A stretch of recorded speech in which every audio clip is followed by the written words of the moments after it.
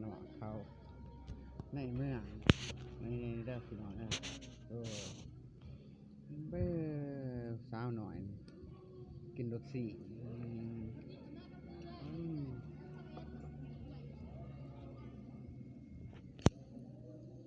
เจ็ดเข็ม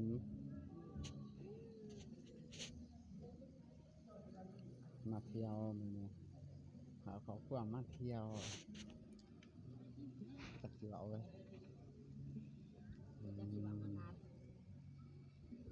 เอาเลย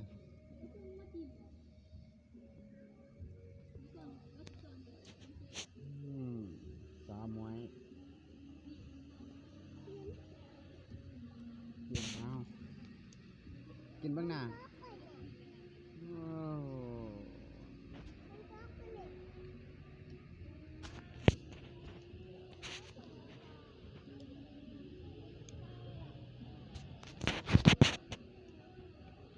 มาดิ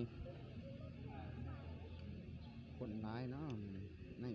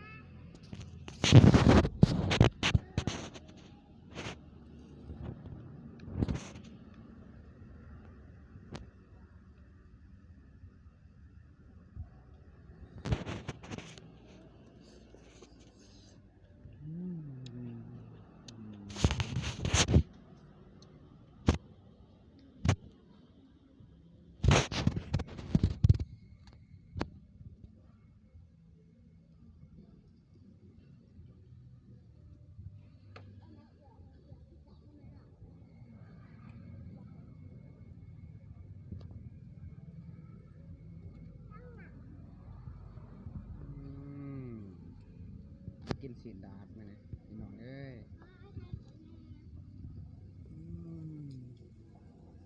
เจ้าซอสมันจะบ่เอาคือเจ้าซอสเป็นคนเจ้าซอสกินกับมัน